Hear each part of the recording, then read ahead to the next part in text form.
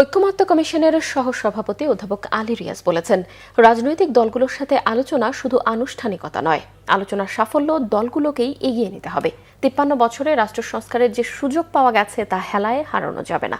আলোচনায় বিএনপি নেতা সালাউদ্দিন আহমেদ কালক্ষেপণ এড়াতে কমিশনের আলোচনা আরও সুনির্দিষ্ট করার কথা বলেন।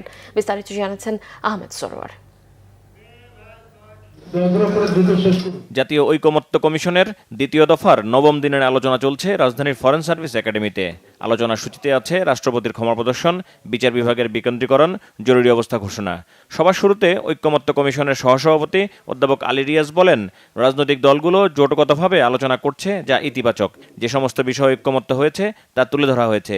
আলী রিয়াজ বলেন, রাষ্ট্র সংস্কারের এই সুযোগ কোনোভাবেই যেন হেলায় না হারায়। আমরা প্রতিদিন কিছু বিষয় উপস্থাপন করে আলোচনাগুলো শেষ করছি।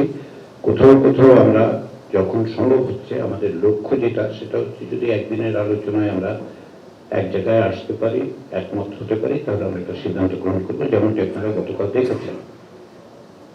সব দিনই আমরা সেটা হতে পারবো না, কিন্তু এই আলোচনাগুলো খুবই জরুরি এই কারণে যে আপনারা নিশ্চয়ই জানেন যে এই ধরনের আলোচনার কোনো সুযোগ গত ৫৩ বছরে হয়নি।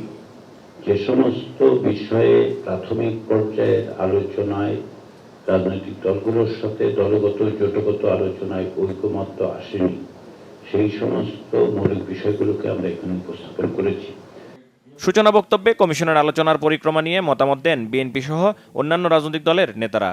বিকেল ৫টা পর্যন্ত চলবে রাজনৈতিক দলগুলোর সাথে জাতীয় ঐকমত্য কমিশনের এই দ্বিতীয় দফার বৈঠক।